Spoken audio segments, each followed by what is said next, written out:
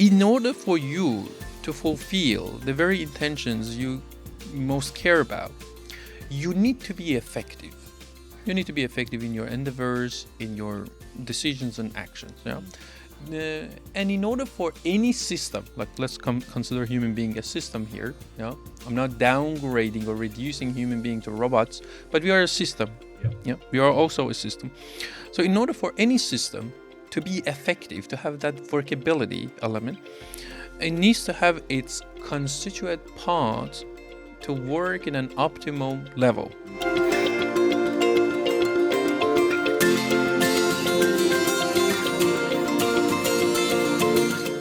Do you think about how you interact with the world around you?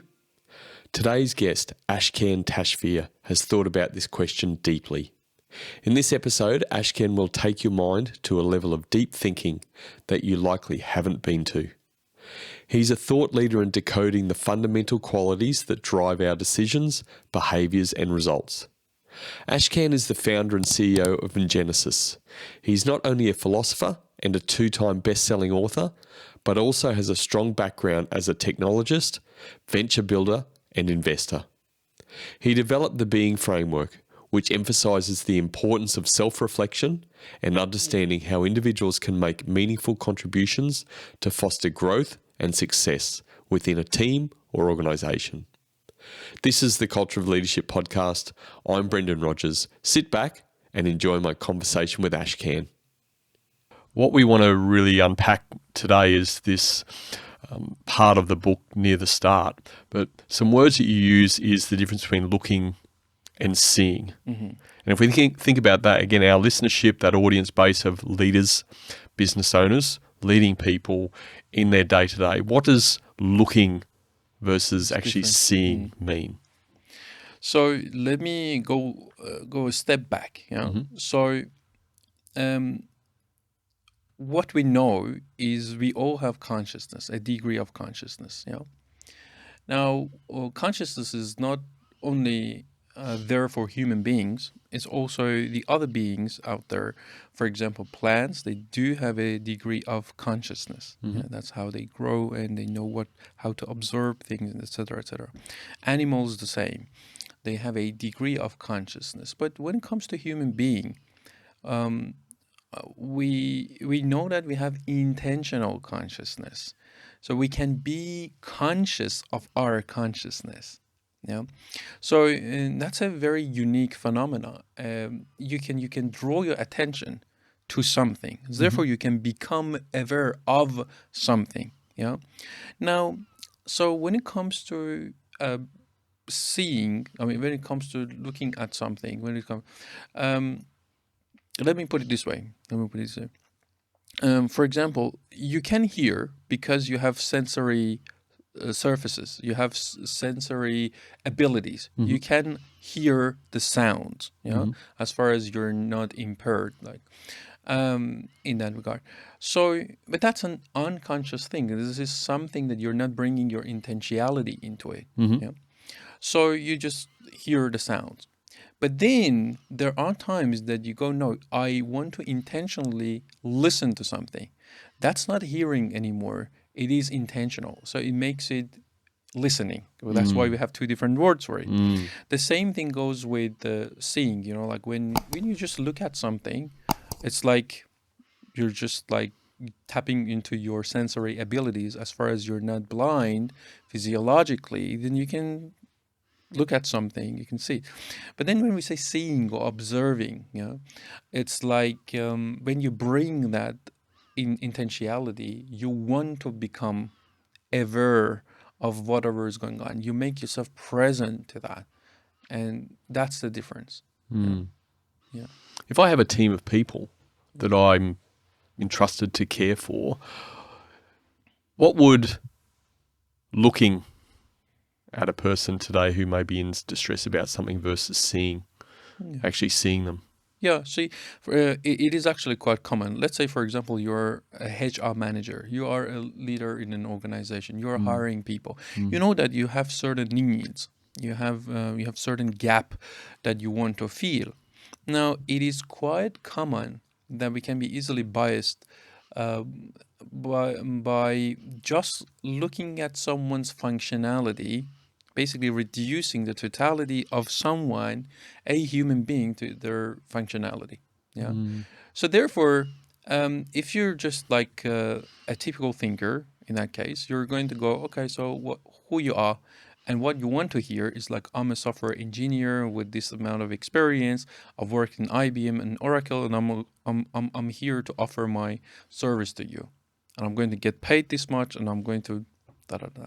Yeah, so that becomes now. But then if you are present to the fact that yes, you know that you want the skill sets, you want their qualifications, you want their experience, but there's far more to do.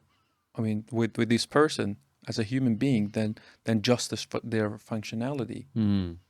Now, it we've realized in working with many different leaders and teams that it's not just the skill sets of people. Let's say, for example, the engineer that makes it or break it. You know, when it comes to the successful delivery of projects, Yep.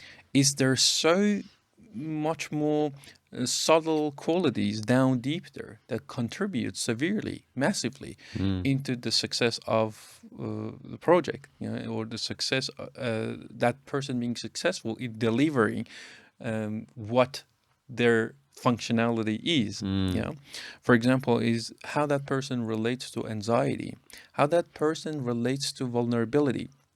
Is this person more concerned with actually getting the thing done appropriately, or more concerned to be seen and taking credit for that? Yeah. Mm. Is this person the person who wants to be seen as doing the right thing, or is actually doing what he or she knows to be right? Yeah. Mm. That's basically where I talk about when I talk about vulnerability. Yeah. Mm. So there's so many different qualities like that that matters. Things like commitment, let's say, another quality that we keep talking about here.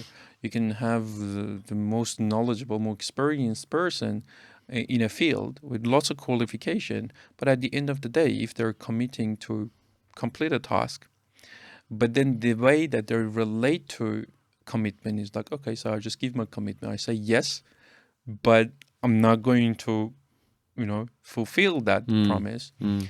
And it happens all the time. Then you are a team leader, you are a leader in the organization, you are relying on the commitment of all these people around you, which somehow we assume. We assume that obviously when you are being hired, therefore you should be committed. This you should be committed, and sometimes we see it as a common sense. Mm. Yeah, but then these are not very common qualities. Yeah. So now, so what we encourage leaders is like to first equip themselves with let's say this the ontological model, where to look at and how to read these qualities in their interactions with people, because it's not just the skill sets that it's going to bring value to the organization, but also how this person is relating to some of these more fundamental qualities. Mm. Yeah. And then we can also talk about the unique being of that person, Mm. that the major contribution that that unique person can make that is not replaceable, and makes them not replaceable for others, especially when you're thinking about like leadership positions. You want that innate talent and unique being of a person to come in that is very different to another person. Mm. And now, if the person is not polished, if you can't read those qualities in the people that you're adding to your team, then it's very likely they're not going to express the true, authentic manifestation of their very unique being. Mm. Yeah, and that's a So, loss. Yeah. absolutely, it is a big loss. Mm. So if I put these in some other terms, so I guess I use when I'm working with people, there's the functional looking at somebody and they functionally can do Yep. X, Y, and Z.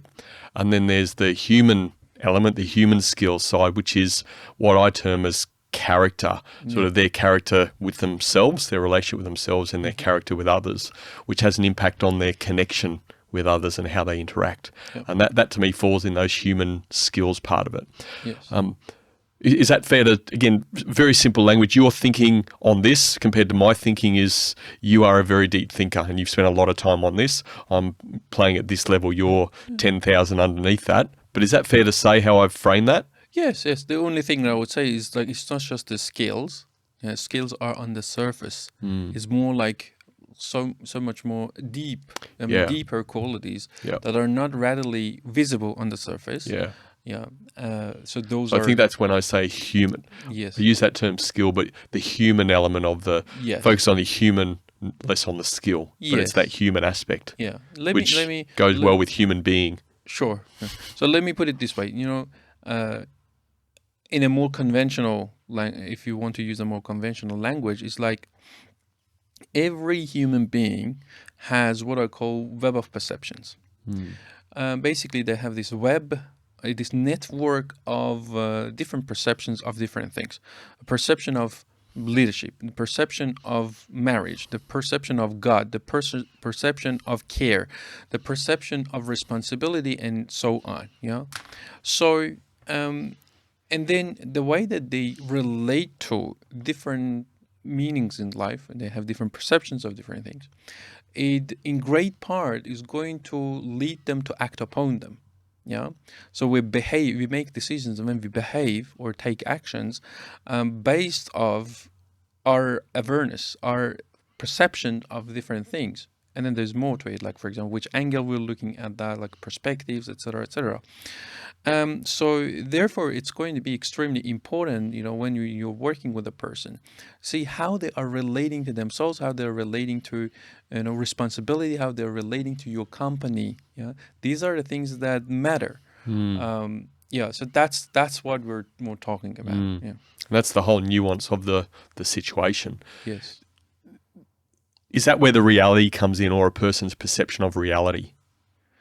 Well, in part, yes. Yeah. But then when you say reality, we need to be very Tell us more about like defining reality for us. Because this sure. is something I've learned through your book. Every time I read something in a sentence, it's like, wow, I've never ever looked at it like that. Yeah. Yeah.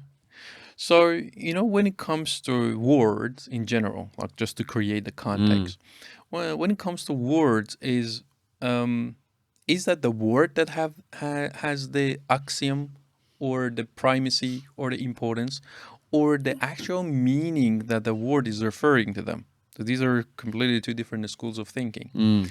So is that like the word takes primacy, or the meaning that the word? If you pay attention in the books, I often don't say the meaning of this word is this. I say that the meaning that this word is used to refer to it, or this word refers to. Yep. So now, when it comes to reality, we use the term, the word reality, and we refer to different meanings. Yeah, different things completely. So to bring it home, it's like, for example, like in English we say spirit.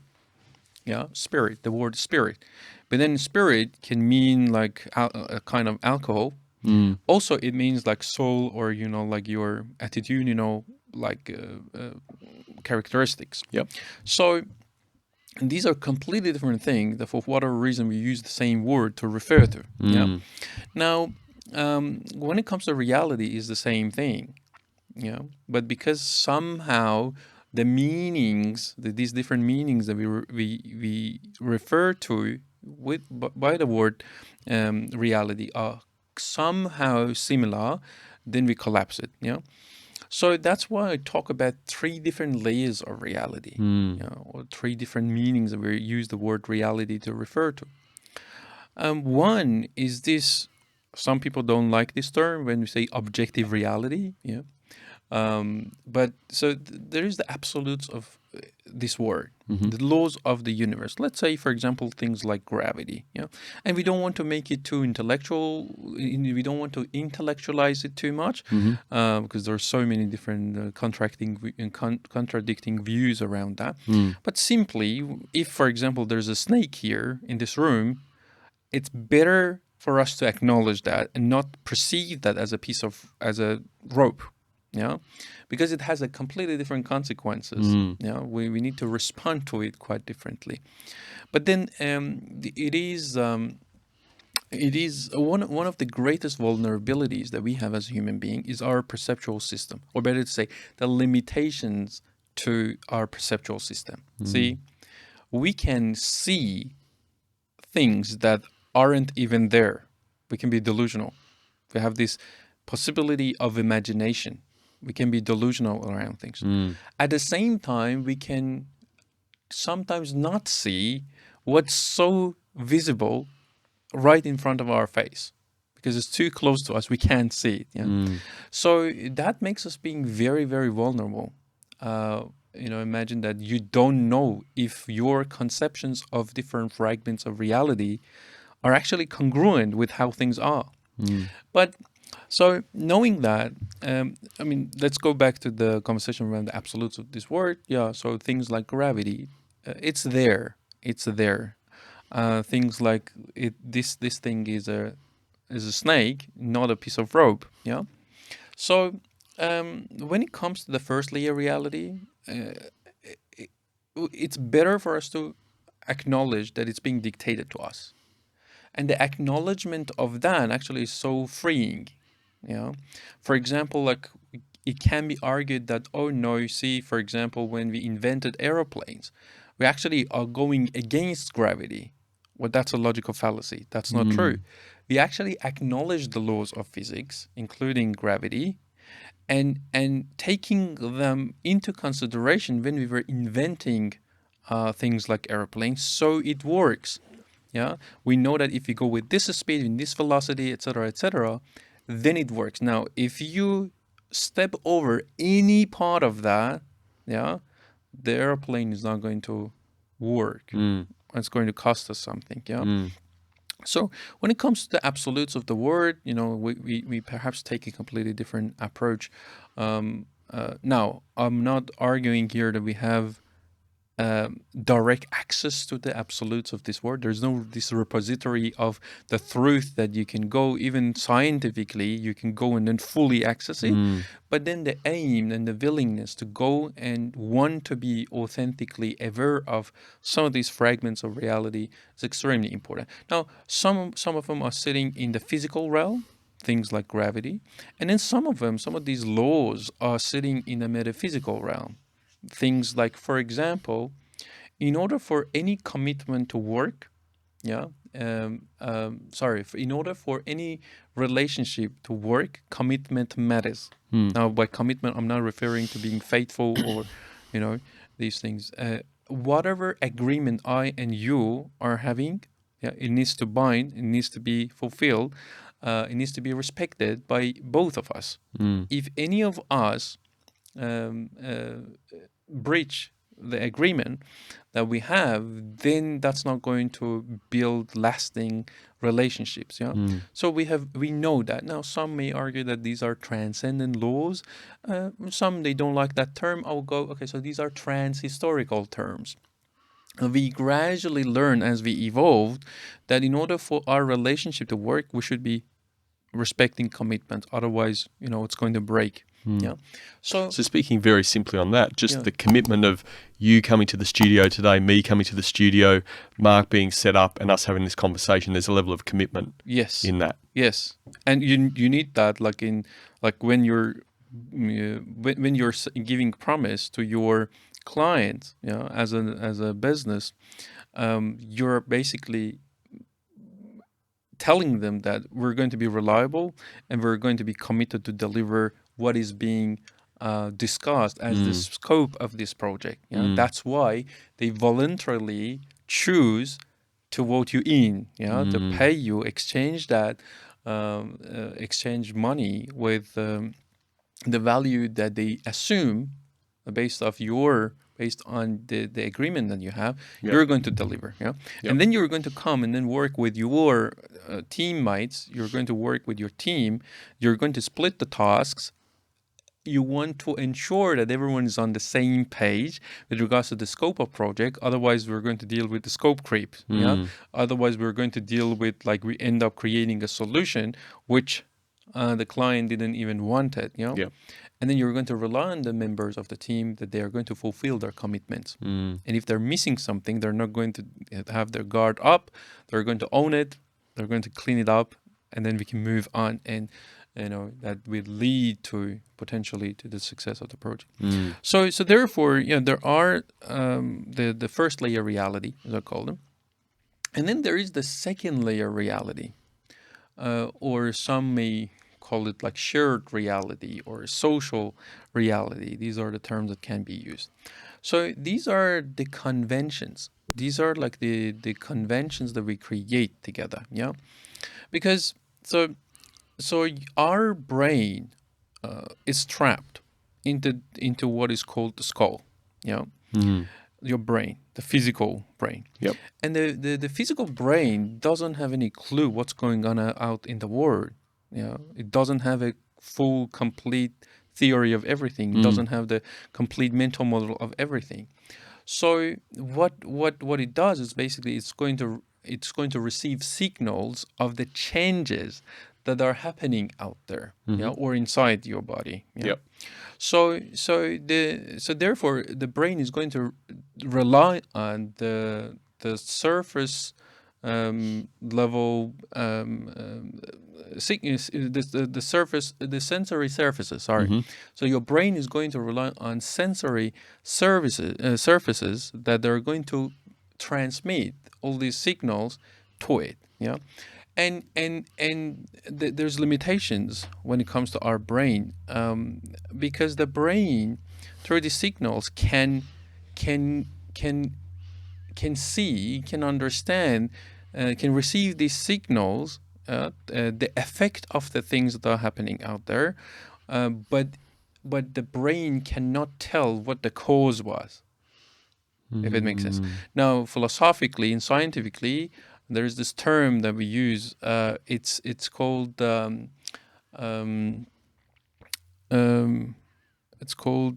reverse inference.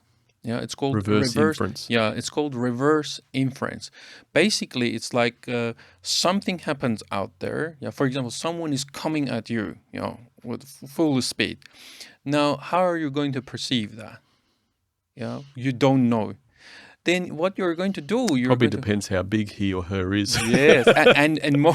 The signals coming into my head. Yeah, that's the thing. And also it depends on what sort of previous experiences you had. You know what I mean? Because see, psychologically speaking, we talk about this thing called categories. Categories is like the similar patterns that like you see and you collect.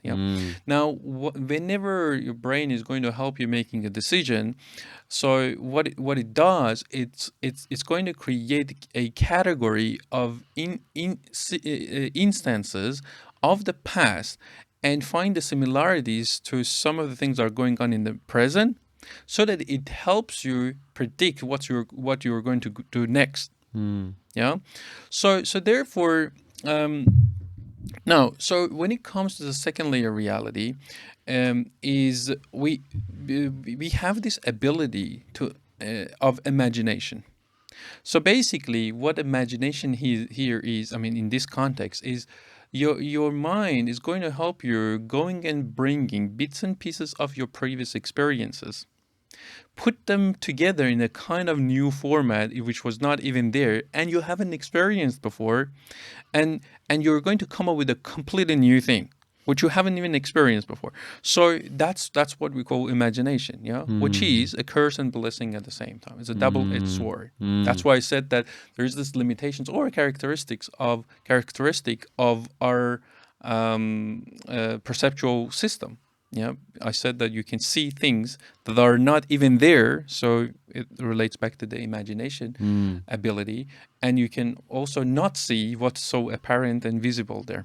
So now you can imagine thing, and that's basically goes back to our third layer reality or personal reality. Yeah.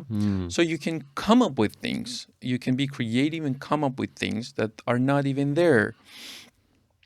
Just before you go further into that, Sure. Using our snake, which is in the room, the snake I see, and that's my first level objective reality. That's your personal reality first. That's personal reality first. You're receiving that. Okay, so I'm receiving the information to my brain that there's a snake there. Yes. If I've got maybe an unhealthy relationship with fear, and maybe even linking back to categories that, hey, I've got training on handling snakes. This is the most venomous snake there because of this training that I think I've had, and I've got an unhealthy relationship with fear. Yes. Then I'm going to bravo over and I'm going to pick it up with my hands and do all this and then get stung or get bitten and die. All these things are processing, but there's unhealthy relationships with elements of my being that would cause that to happen. And part of that is my unhealthy reality. Your relationship with my reality. relationship with reality. Yeah. So let's stick with this example. Yeah. So let's say, for example, snakes. I know a little bit about reptiles. I like reptiles. I figured you brought them up. Yeah. Yeah. So the thing is, like, you encounter something, let's say a real snake, and then immediately, if you had previous experiences with saying it's going to get in the way, I mean, it's going to contribute to how you're going to respond. But let's not even go to the responding. You perceive that. Now, most people don't know that majority of many of the snakes out there are not even venomous. Venomous, yeah. So if they see a snake, they're going to freak out. Yeah, they're going to, like the limbic system in the brain is going to warn them, go, there's this threat. They may run away, they may do something, they may scream, or et cetera, et cetera. But then if you do have this authentic awareness, so basically you're not trapped in your immediate perception of whatever is going on, which is personal, you actually go back and then check the authenticity or congruence of your understanding or your knowledge or conception of snakes. Then you go, wait a moment, this one is not even venomous. I'm not going to be worried about this snake. Just let it go, and you're not going to be worried about it. While, for example, the brown snake here in Australia is going to be one of the most venomous snakes. If you do have that authentic knowledge, then that authenticity in your awareness of that very thing is going to come to rescue you. Yeah, that's why it's so important. So that's really that ability to use the word a couple of times, respond, but your ability to respond, and bearing in mind this stuff is happening in fractions of a second, but your ability to respond versus your ability to react. Yes. Which is a really important leadership skill or development to have in order to lead well. Yeah. So let me complete the layers of reality, and then we come back here if you like. So therefore, you have your personal reality. I'll call it third layer reality, personal reality.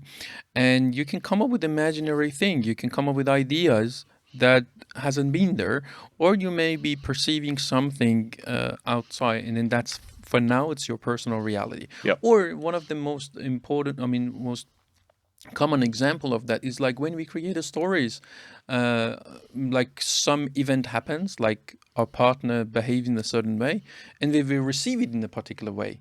Yeah. Did they mean that? We don't know. Like, that's my story. That's my experience. And for me to project that and see that as the totality of whatever has happened, that's inauthentic on itself. And that's very limiting. Yeah. I observe something, it lands in a way to me.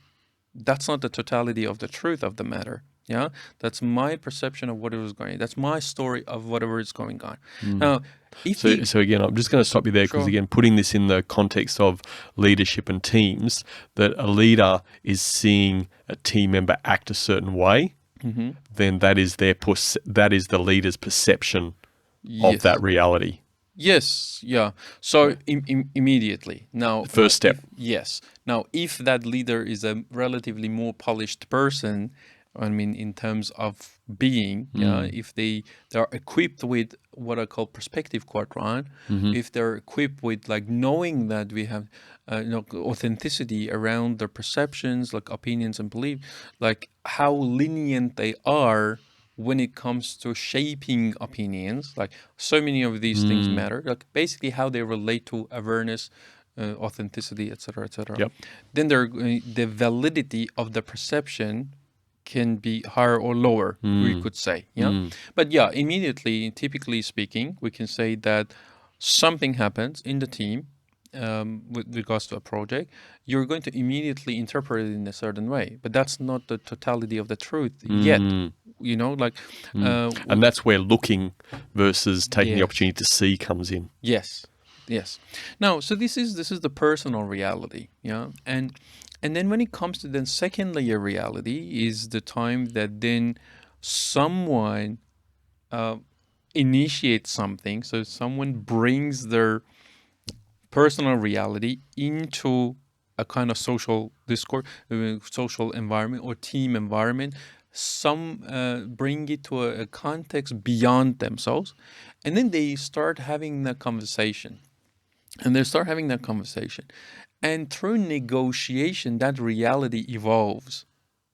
Yeah, that's like, for example, like here in our era, many talk about social construct. That this thing is social construct, that thing is social construct, and to some extent that's true. Like, depends on what you're talking about. Yeah, that's why these layers of reality matters. Yeah, because it is quite common for us human beings that we remember I said that psychologically speaking, we talk about categories. Yep. Yeah, so when you're going to find in a semantic way, yeah, you're going to find the similarities between different things. For example, say, this is apple, this is apple, this is apple, but that's orange. Yeah. But so what is the feature, the key features of similarities when you're creating that category? Because one of the apples could be like green, another one could be yellow, another one would be a shade of red. Yeah. So often what we do when especially when it comes with objects and human beings, we categorize people. We find these similarities in the functionality. Yeah. So What do you mean? yeah, for example, like we say that like book is to be read. Yeah, book is something to be read. So the functionality, Or listen to yeah, or nowadays. listen to nowadays. Yeah, Your or, books are available on audio. yeah, or as I said, like for example, like when we reduce the totality of a human being to their functionality, it's like that's why we say human resources. It's like a resource. While it's not the human who is being a resource, it's the labor or work by a human being. It's human's work is a resource, is an economic resource, not the whole human being. Yeah. But we it's quite often common that we call we call it in the corporate world Yep. human resources. Yeah. Yep. So we tend to categorize things based of the feature of their functionality. Yeah. Now, therefore, and then we discussed that you have this ability of imagination. Yeah. And then you also have ability to bring your personal reality into a social discourse and negotiate that. And then if there is enough number of people that they believe in what it was created, yeah, even if it doesn't have any root in the first layer reality, it becomes a thing. It's a kind of agreement, yeah, until it's being renegotiated. Yeah. So therefore, so this is exactly why we can create constructs that are not necessarily factual. Things like money or dollar notes. Yeah, notes. It's a piece of paper at the end of the day. But we all agree that it has a certain functionality. Now, this functionality has nothing to do whatsoever by its nature, characteristic nature. Like this piece of paper doesn't have any intrinsic value on itself. Yeah. So now, even at the time that it was gold, then you could say that it has some level of intrinsic value because you could melt it down. Then still, gold would be gold, and gold is a natural resource that is so rare, scarce. Therefore, if the demand is higher than the supply, it keeps its own value, and that binds even today because we cannot miraculously, like an alchemist, change the nature of some other metal to gold. Yep. But in today's world, like we have these tokens, we have this piece of paper that we agree that it's valuable.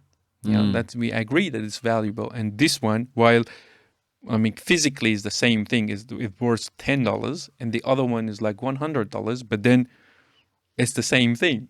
If you look at it. So therefore, many of these constructs that we have created, the roles in the government, like we draw a line in the sand and we say that, okay, so here's our border, that's your border, or we create different groups within the society, or say, oh, these are like this minority group, that's like that minority group. These are immigrants, those are citizens. Like we create all these. So these are all They're all conventional. social constructs. Yeah. So these are the construct that we create, and then as far as we acknowledge them, or we endorse them, or we give rise to them more and more, they're going to stay there. Yeah. So therefore, we're coming up with something. It could have been a personal reality of a person at some point, quite influential, a kind of leader, and then it is being brought to the second layer reality. It's being negotiated and keep renegotiated in our society, in our team, in our organization. And as far as like there's enough number of people believing in that thing, even if it doesn't have any root in the actual first layer reality, it's going to bind. Now, this reality, this shared level of reality, is something to be renegotiated. See, for example, like when... Can I throw an example? Sure. I feel like the thing I cannot get out of my head because of the way society is nowadays is gender. Oh, yeah. Yeah. Tell me more about gender in relation to first level, second level, third level, and where we've got to. That's a very good example. While it can be really controversial at times, because it's really important how the audience to this conversation chooses to listen. That presence, yeah. See, there are, which is leadership in itself. If you're willing to listen to an argument, a conversation, a discussion around something like this, then that's being curious. Yes, yeah. See, like when it comes to, let's say sex, let's just start there. I have some background in health science as well. I'm studying it more and more. So in biology and physiology. So when it comes to sex, there are indicators empirically, that that like there is this sex and then there is this sex. But then, so that is quite clear. Yeah. Now, still, like there are some conversations around that when it comes to chromosomes, then you're going to have a spectrum, which makes it not as clear as we used to think. Yeah. But it's still, like people have genitals, and the genitals have certain physiological function. You'd like, so there's physiological function, and they basically do something in our body. Let's not go through the hormones and everything. Now, but then when it comes to, okay, so in certain cultures, for example, let's say, we say women are the one who should wash the dishes. I mean, who said so? Yeah, this is something that, it doesn't happen in my house very often, mate. Yeah, it doesn't happen in ours too. Like it basically that task is being outsourced to the dishwasher. But yeah, that's like the modern solution to that.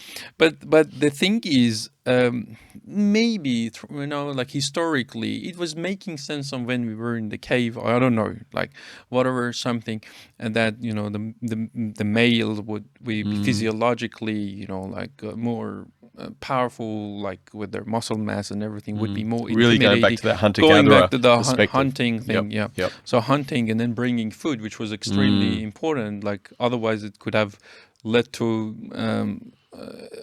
existential threat. So for our survival, and so we did that. And then so there were certain other things that needed to be taken care of, and then the females perhaps. Now, so that part is a second layer reality. It's something that it can be renegotiated, and it is being renegotiated. So so some of these conversation that it's going on, especially in last couple of years, like around normativity.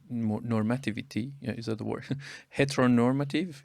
There's a heteronormative things like the certain functionalities from a societal perspective that is more associated to women or men, or for example how we dress even. So some like sometimes I have like my rings and everything. It's not very common for males to have this style of rings or like accessories, and so again, who said so? Like why should not like dress like use fabrics that are floral for men, or the other thing. So these are some of these things are quite social constructs, and there's no doubt in that. And these things can be renegotiated. And if you look into the history, you can see, like, even floral clothes and everything. If you go back to, I mean, the history of Italy, or like many of the kings, let's say, for example, in different cultures, they would have all these like very Robal gear and so if you're talking about that level of things, yeah, so there are certain things that it's like from a societal perspective, in certain different cultures, they're associated to be feminine or masculine or something. If we're talking about these things, they're very negotiable. Yeah? But then if you're talking about the physiological aspect to our sex, that's a completely different story. Yeah, we better to surrender to the very firstly reality side of that, if it makes sense. Does that make sense? Yeah. It does make sense. So basically, many of these conflicts are coming from us collapsing these different layers of reality. That they can easily not be there. They can easily not be there if you don't collapse this level of realities. It doesn't need to be leading to this polarizing thing. Yeah. Say, for example, like if someone's should I let my sexual preferences dictate my identity, or take over my overall identity? Would you let your preferences in how you want to eat this food, that food, or your diet define you? So that's the thing. If, for example, this is just for people to consider, if like your alternative sexual preferences was a thing for you, but then you don't let that to fully define you, then there wouldn't be that kind of a controversy around identity issues and identity politics and everything. Yeah, I'll say that we identify as human beings. Let's identify as human beings. Why is it that I need to get my religion or my preferences around sexuality or something needs to be defining me in its totality? I'm not saying that people should not be having like identifying as this and that in part. What I'm saying is, down deep there, it's not me being this race or that race, or me being this religion or that religion. It's the whole conversation here is, let's go deeper. Let's see what we are as human beings, instead of focusing so much on our differences or different preferences, if you like. Let's go back to the root and then see that the branches of the tree are of the same root. We have so many things in common. Why is it that we go and then focus so much on the differences? So I don't know, like our bones is in the same way and the same color. Our liver is in the same color. Lots of things is in the same color in our body, and then we go and then we pick on like the pigmentations in our skin, and that makes us different. No. It It's feels again, like it goes back again, like, what are your priorities? Where exactly you're choosing, what exactly you're choosing to put your intentional consciousness on. And I feel like you would be a person that would have some sort of sensible answer to this question. Is how have we got ourselves to this compressed levels of reality in some of these areas? Like, have you put any deep thought into that? in the new book, in the award from the author, I talk about this thing that if I'm being asked from a philosopher perspective, what is the number one big problem for humanity at the moment? Immediately I will go confusion. Confusion? Confusion. Tell us more. Yeah, so a good example of that high level is like us collapsing these different layers of reality. And then we go into these heated arguments. Some of these conversations which we just had, like, it's turning to protests and turning to even physical violence. It's turning to so many political issues and societal matters and polarization of the society, etc., etc. While it doesn't necessarily need to. See, this is not a pacifistic notion. statement. I don't think that um, I'm going about like not having conflict. Sometimes conflict is healthy, yeah. But so many of these conflicts are redundant, unnecessary. It's just because we're not hearing each other out properly, effectively. We don't have that effective channels of communication with each other. So that with openness, with vulnerability, sitting there, listening to this other person, see what their experience of life is. And definitely their unique experience of life is going to be perhaps extremely different to your experience of life. And I acknowledging these differences, acknowledging as far as like the things that are unfolding are not leading to unnecessary suffering, then let it be. But then that's not how we think. We want to change each other. No, you need to be this way. You need to become like me. Otherwise, if you're not like me exactly, if there is any slight differences between me and you, even different preferences between me and you are the bad person. And you are existential threat for me or my ideas. Therefore, you are not one of us. And that's the doctrine of war and conflict. Yeah, yeah. The cycle. Is curiosity the medicine to confusion? I'd say on top of curiosity is necessary, but it's not enough. What's Uh, I'll, enough? I'll go sincerity. Sincerity. What do you So mean when you say that? yeah, yeah. So see, imagine that you go to this. Actually, I have it in one of the books. So you go to this room, and there's this box. In the box, and then you get curious. You want to know what's in it. Yeah. You go. If you're going from the curiosity, if your approach is curiosity, pure curiosity, you're going to go open the box, see that there is a shirt button in it. And then you go, okay, good. I didn't know. I wanted to know. Now I know. Mission accomplished. But then imagine that you are this person who's lost their shirt button. The shirt is out of integrity now. It's not usable. You can't put that on without that shirt button. So what you're going to do, you're going to the same room, but this time you're going from sincerity perspective. You know that you have lost something. You have a missing part. You go there. You open the box in hope of in hope of finding what you have missed. You find the same shirt button, but this time is different. It's not just you now know and mission accomplished. You actually found something you have lost, and you're going to bring that back. You're going to put that shirt button, attach the shirt button to your shirt. And you're going to restore its integrity, and the shirt is workable again.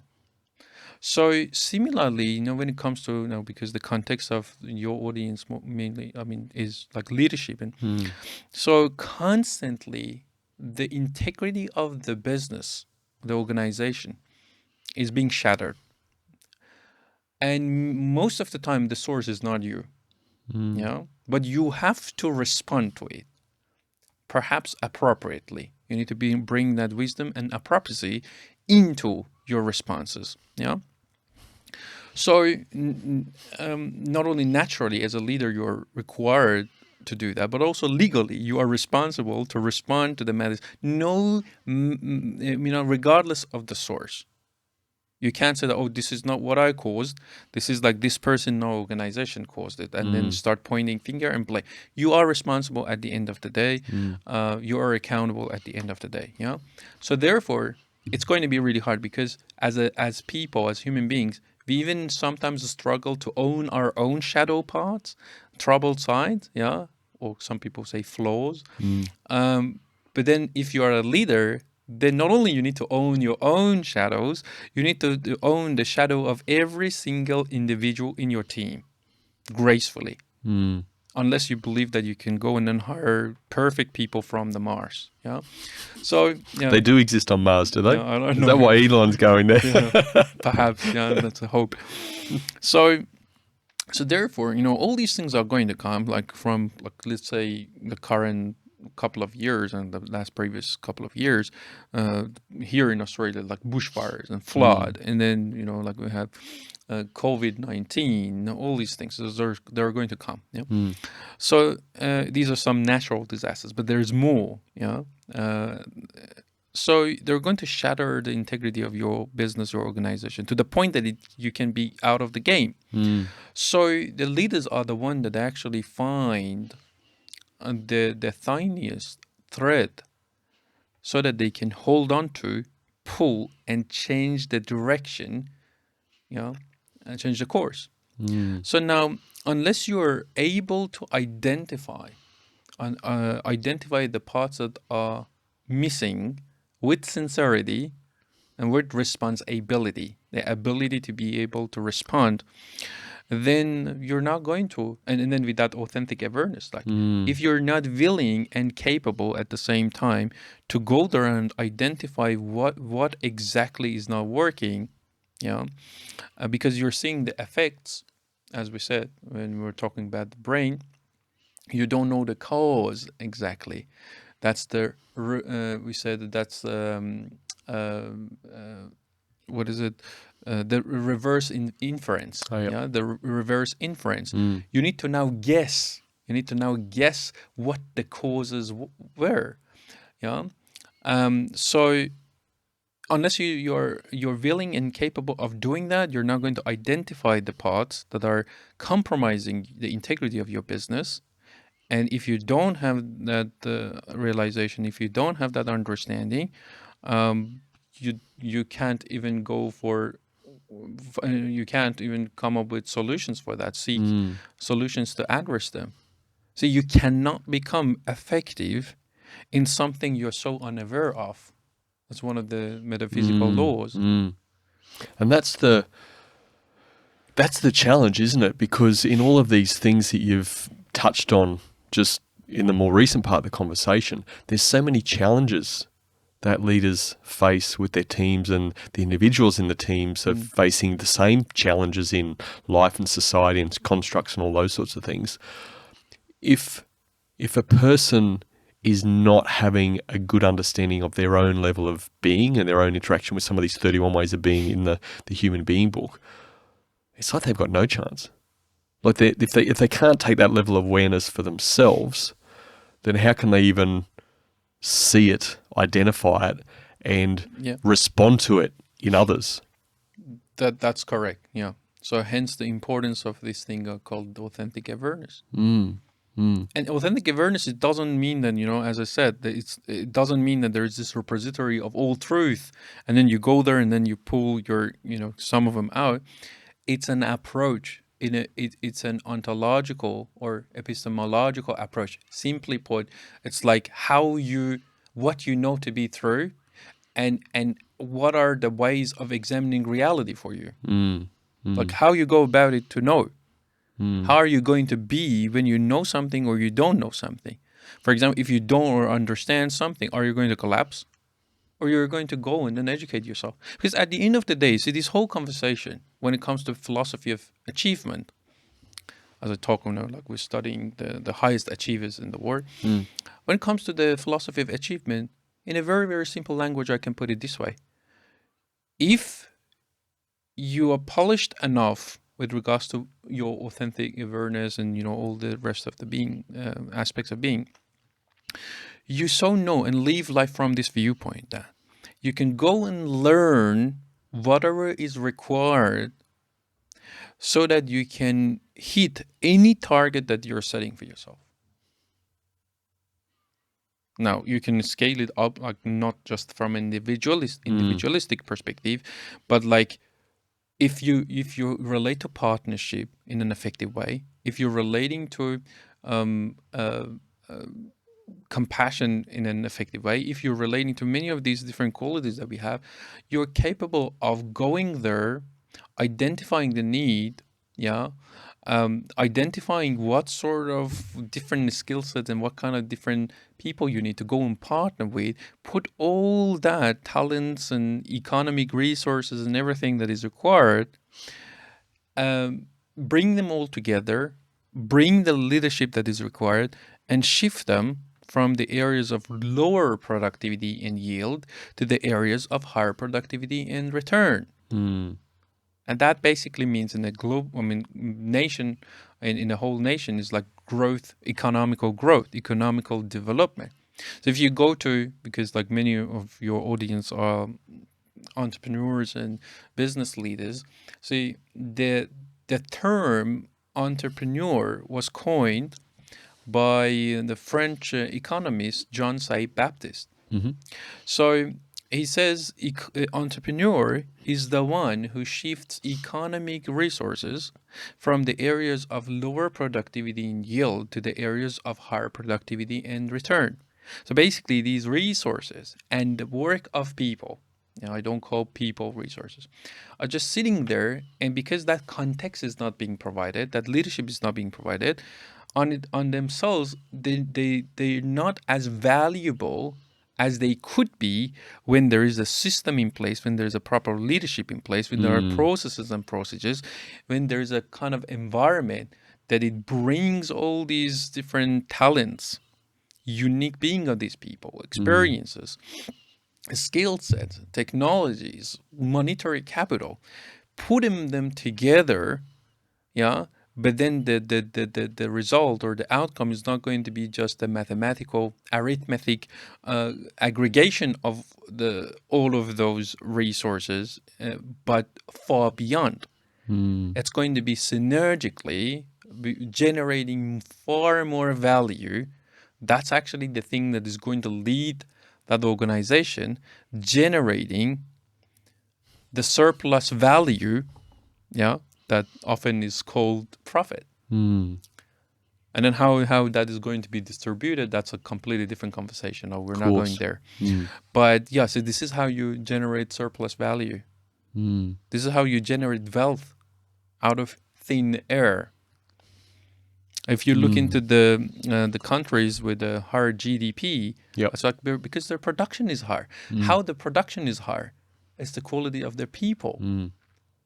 It's the leadership that is being provided. It's the whole platform that is being prepared, and the urges that is coming from that entrepreneurial mindset. Really, the power of systems, isn't it? Now, so in this context, so let's say, for example, since we talked about the human side and everything, so when it comes to we're working with different leaders in organizations, we go, okay, so let's consider looking into compassion. Go, well, why we're talking about compassion? Like we're not talking about my relationship with my wife or family. We're talking about growth in my sales team. I go, so perhaps the blind spot is right there. See, when we're talking about compassion, we're not talking about like a kind of altruistic kind of quality or like a kindness.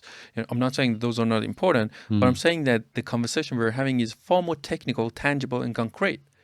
It has practicality associated with it. Let me explain. As an entrepreneur, as leaders of businesses, at the end of the day, what you're going to do, you're going to go out there with sensitivity, with compassion. You're going to look into some deep psychological problems or needs that people have. Because at the heart of any successful business that I've studied, many of the 500 Fortune companies, it sits a deep psychological human being problem, at least one. Behind any successful product, there is something human related sitting there. They can see that and be compassionate about it. Compassionate in the sense that there is this need, there is a market. There's these people that are whining about something. There's these people that are so in need. There is this burning pain or problem that they're dealing with, and it seems that they're incapable of coming up with effective solutions.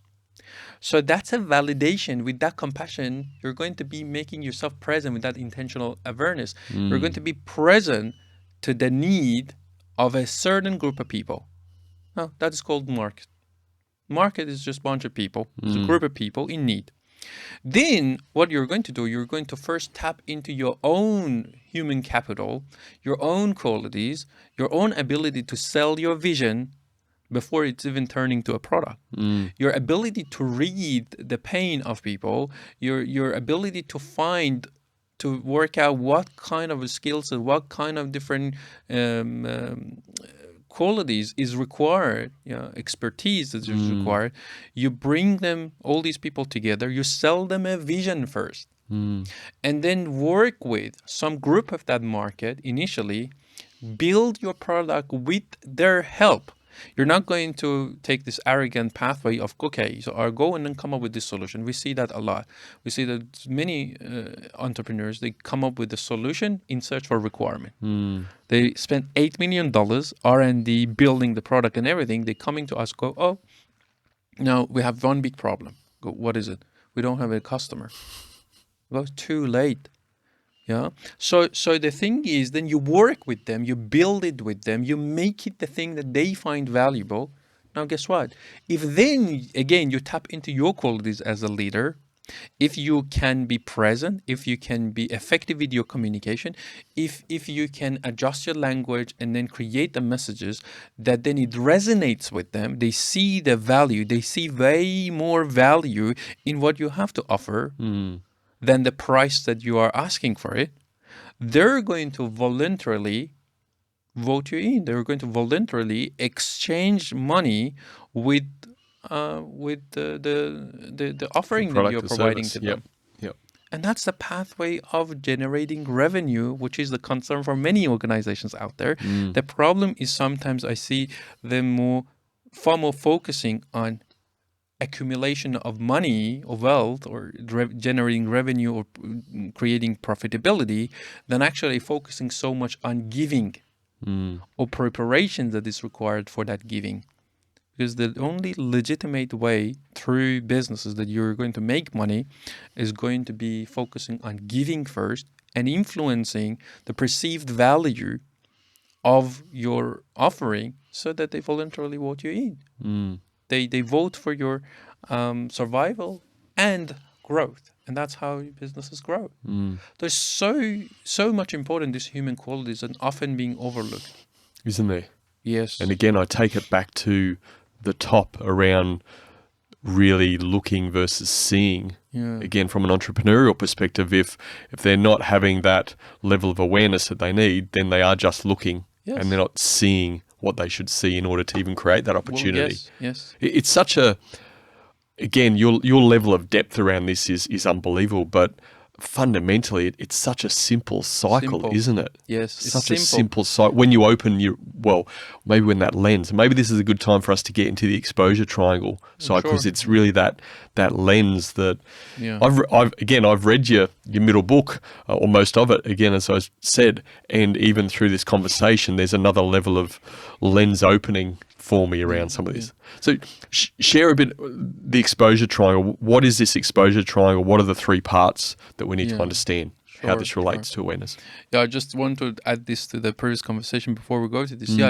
It's simple, but it's not easy. Absolutely. That is the thing, Like so many things in life. Yeah, and often, like we get to this logical fallacy in our brain as human beings that sometimes we think that the solution to the complex problems should be complex. Now, one of the things that sometimes I hear, some people have said about the being discourse, they say, these, what are these? What is new about this? These are all common sense. I go, yeah, that's my point. But the problem is they're not very common. See, for example, assertiveness is one of the qualities that is extremely important, but our empirical data is showing, we have thousands of people that have completed the Being profile. So we know our empirical data is telling us that not many people are actually assertive. They don't have a healthy relationship with assertiveness. And that gets in their way. So, it's simple, but it's not easy. Yeah. I think on that point, because it certainly does come up in conversation, let's just unpack a little bit around assertiveness. What's the definition of what does assertiveness mean in the Being framework? Yeah, so actually it's good. Do you want to read the distinction? Is that better? I mean, So assertiveness is when you express yourself effectively and stand up for your point of view while also being respectful of others. It is the willingness to express your thoughts and feelings and communicate your needs and expectations firmly and directly while being considerate of others and aware of any subsequent consequences of being assertive. Assertiveness is being resolute, straight, firm, and effective. Mm-hmm. Yeah. And then if you read the healthy relationship. A healthy relationship with assertiveness indicates that you are predominantly straight and unambiguous in your communication with others. You rarely resort to threats or attempt to manipulate outcomes and are transparent with your motives. You are bold in communicating your and others' needs and expectations in terms of the outcomes required or expected. You are comfortable letting others know how you feel and express yourself without emotional outbursts. Yeah. How does that work in meetings? Well, so I mean, like that's a very broad question, but Isn't it? well, You take it wherever you like to go. no. So the thing is, that's a very. Let me create a little bit more context here before we jump in. See, you remember we said that like your brain is trapped into the skull, yeah, but your mind is not trapped. That's the thing. And we have this powerful way of imagining things beyond even, like the physical experiences. So, and also we have we have this capability of transforming our relationship with different perceptions, if it makes sense. Yeah. Yep. So we talked about what we are. And we said that there are commonalities between people. So, for example, everyone has a relationship with fear. Everyone has a relationship with anxiety. Now, we relate to them differently. Yep. Let's acknowledge that. But then no one is there to say, oh, I don't know what fear is. I'm fearless. That's a very massive inauthenticity. We don't have fearless people. What we have courageous people. We have some of us in some of the cases that we step forward despite the presence of fear, let's say, yeah? So And your everyone book relates to it. talks about like you need fear in order to be courageous. You can put it that way, yeah, yeah. So therefore, there are certain qualities that it's part of the package of being human being. But then how you are is different slightly with to what you are. What you are is like this series of qualities that we all have corresponding in kind or type that makes us being the same species. But then when it comes to how you then relate to each of these qualities, we differ. Yeah. And the good news is you're not trapped in that. You don't have to relate to, for example, confidence, authenticity, assertiveness, the way that you used to do even 2 days ago. We can transform. We're not fixed objects. Yeah. So your brain is trapped into your skull, but your mind is not trapped in any kind of box as far as you choose to. Yeah. So that's basically where I talk about transformability and transformation. We can relate to these qualities differently. What you just read, the distinction of assertiveness, it's not like I'm defining what assertiveness is. Now, I'm not, if for example someone says assertiveness to me is this or that, I don't make them wrong. I just say that this is the quality that I found to be extremely important when it comes to effectiveness, leadership, performance. And I mean, with Being Profile, the assessment tool we have associated with this, that's the quality we measure. Yep. That's all we say. We don't make anyone wrong. Yep. Therefore, I call them distinctions, not definitions. Yeah? So that is the quality that I've realized through my studies. It's extremely important. Hence, we have this quality as one of the 31. So your question was like, how does it work like in meetings? I mean, it depends. It depends on who you are in meeting with. Yeah. So let's say it often happens that if you're dealing with aggressive, overly disagreeable people, and then if you are being also overly disagreeable person or aggressive person, that we're going to end up having a fight. And you see that, like, if you look into what's, for example, going on in the world, let's say Russia and Ukraine. So this is the thing, we get to a point that the leaders, they can work it out, like one or both, they are being overly disagreeable, it leads to aggression, it leads to violence. Mm. But the thing is, when we're talking about being assertive, is like you being resolute, you being firm. You're not overly submissive, overly agreeable. You're not aggressive or overly disagreeable. You're not being nice. You're not being nasty. You're straight. You're firm. You know what you want out of this negotiation. You know what your communication is. You are um, you are at ease to say your real yeses and nos. That's the quality that we're talking about here. Yeah.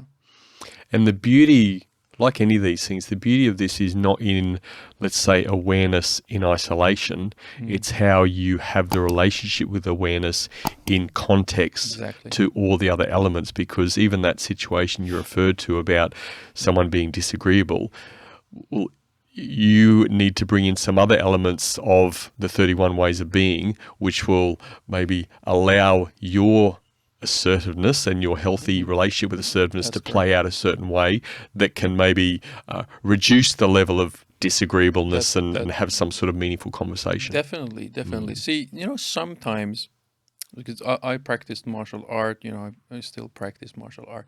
I used to do karate, kyokushin, and then Now I you've do just added aikido. context. So if you were running at me, like you said before, now I know this. I'm running the other way. Yeah.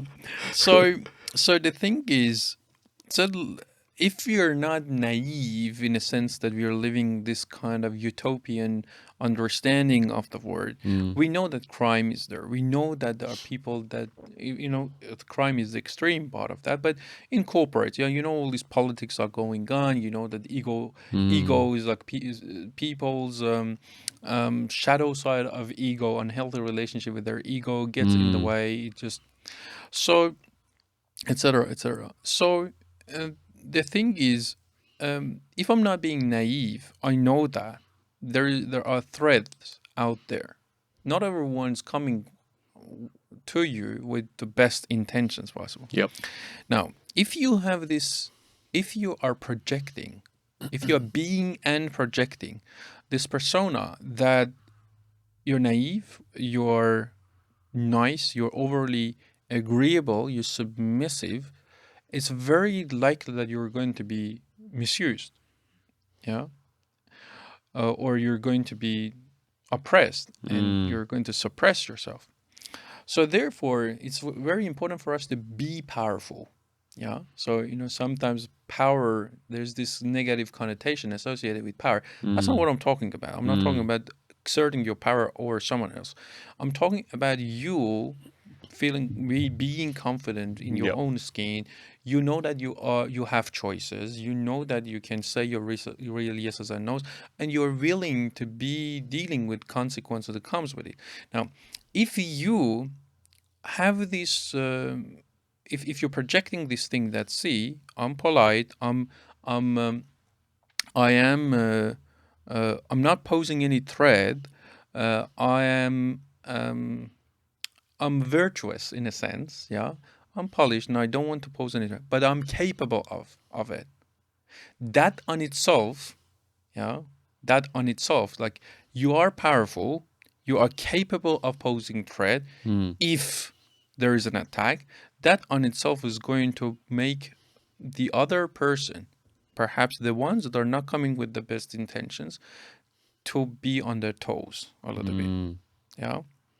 So see, the offenders, often when you look into criminology, they often choose the weak, the choose the one who's more timid, because, like, who wants to get, mess up with the one who can scream and who can stand the course, and they want easy target. Yep. So therefore, like, assertiveness is extremely important. Now, if you want to bring it in the corporate, in the business world, it's like many people want to negotiate their pays. That actually comes up a lot, but then they don't know how to approach it. They don't know how to bring a conversation up, and sometimes they just suppress themselves, and sometimes them being very aggressive or passive aggressive about it. They just go to the organization, oh, I want a pay rise. No, okay, so why we should be giving you more money? Are you going to bring more value? Are you going to take more responsibility? Well, I haven't thought about it that way, but I want it.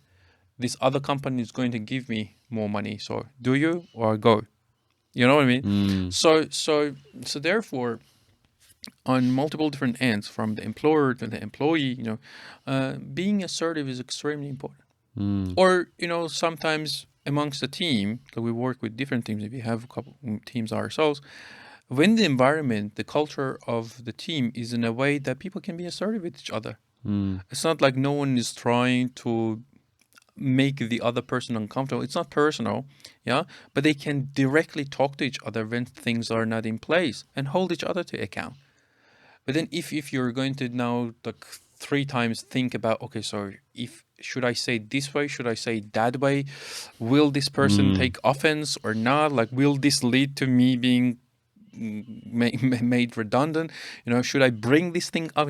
If you're creating that kind of an environment, if the majority of the people in the team are not being assertive, there's going to be hidden conversations going on. There's going to be like, it leads to Not healthy. yeah, an unhealthy environment. It's going to lead to, and it impacts workability Absolutely. and effectiveness, yeah, which I think all business people should be extremely concerned with. Yeah, Absolutely. Let's go back to the leader, the person, the individual, and again back to the exposure triangle, or unpacking that. sure. How is your term, this exposure triangle, the elements of it? Why is this so important to understand? So I think that we have created a good amount of context so far in the conversation, and how important it is for us, especially from a leadership perspective, to have authentic awareness or live life from the viewpoint of willingness to gradually develop congruent conceptions of different fragments of reality. That's basically the original intention behind education when we are kids. Yeah, you're being sent to school. I know that it doesn't happen like fully like that, especially nowadays. Like, we deal with lots of indoctrination. But Yep. putting that aside, so you're being sent to the school, and you go to school so that then gradually you develop this more congruent, authentic conception of different fragments of reality. Why? Because life is going to be challenging. It's going to bring lots of challenges for you. And the more equipped you are, the likelihood of you being crushed under all these things, that these matters that life is going to bring to you, will drastically decrease. You're going to be more equipped to respond appropriately to the matters that life brings to you, regardless of the source, which is part of the distinction responsibility in the model. Yeah. So therefore, Again, before you go further, the way I sort of framed this when I was reading it and also preparing for today's interview, it's like the exposure triangle. I know you use the analogy of a camera in the book, but it was almost like it's the door for me, and it's the opening the door, and there's these elements that make up the door, but then it's those elements that determine what I see that's on the other side of the door. yeah. Does that make sense? Yeah, you can put it that way. Yeah. I'm trying to. I say it often. I'm a really simple man, No, and I need to try and keep it really simple for me. See, at the end of the day, if any philosophy, this is my deep belief around all this. That's why it's a concern for me, so that we can bridge this conversation. I mean, if the philosophy that is being created or articulated, if all these engineering pieces, all these models, all these frameworks, if they're not leading, if they're not being communicated effectively, if they're not being received effectively and being put in practice, yeah, if they're not making our life better, if they're not supporting us in the betterment of our experience of life, I think it's a completely different thing. I don't want to insult the people that they are in that realm. I am not in the game of just keep intellectualizing the word for the sake of it. Yeah, that's a completely different game. No, this is about the philosophy of achievement. This is about integrity of our life, setting our life, setting our organization in such a way that it works for us. Yeah. Yeah, so that's what. So you're doing a great I mean, job that's by the bringing satisfaction, this. isn't it? I mean, for the amount of blood, sweat and tears you put onto this work, and you've got so much other work in line to do and probably already started. But Yeah. that's the satisfying part of being a leader, being able to have some influence and impact in a really positive way on Yeah, people's I lives. think so. There's no Yeah. sense just intellectualizing the work and then Yeah. looks great, these books on a bookshelf, but Yeah. the application is the real Yes. key of it. Yeah, that's a definitely a concern. Therefore, like even with our This practitioners is the and the coaches. non-fiction to fiction element, Yes. trying to make that more practical. Yes, of course. Or relatable, I should say. Yes, and that's what I was basically saying, that you're doing a great job by ensuring that like the conversation is being more tangible and practical. People can relate to it. So, what was the question? So, like, The exposure triangle and how this relates yeah, to yeah, the bigger yeah. picture So- we're talking about. Yeah, I was saying that like we've created a good amount of context that why having congruent, authentic concepts of reality matters, because like you're not going to be crushed when all these matters in life are coming at you. So you're going to be far more equipped. Yeah.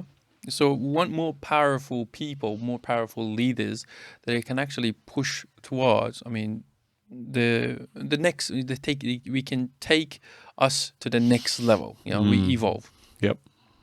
Now, so let me create this thing, what I call it fulfillment pyramid, before we go to the exposure triangle. You know? So these are my terms, like we'll work on. Yep. So, see, there is this phenomenological fact. Because people say that why bother? Why should be even polishing myself, as you say, polish? Or why transformation? I'll go, well, because we care. Because you care. Or care about what? I mean, I don't know. You care about something. We all have intentions that we want them to be fulfilled. Yeah. Now you may ask why, and that's a completely different conversation. Where our intentions or will are coming from, so it can be quite philosophical. Let's park that. What we know is, phenomenologically speaking, basically it's a common human experience. That's a simple language. So it's a common human experience that we care about things, certain things. You care about certain things. I care about certain things. I don't say that everyone should be caring about similar things. We're not defining any purpose, meaning, telos. Yeah, we're saying that you work it out for yourself, but you have things that you care about. Some people want to build thriving families. Some people want to create lucrative career and then build their thing. Some people want to focus more on societal matters and being activists and raising awareness around something, affecting changes. Whatever you care about, you care about something. Now, it is also a common human experience that when you care about something, you want them being fulfilled. That's a common human experience as well. Now, the logic now behind this is, in order for you to fulfill the very intentions you most care about, you need to be effective. You need to be effective in your endeavors, in your decisions and actions. Yeah.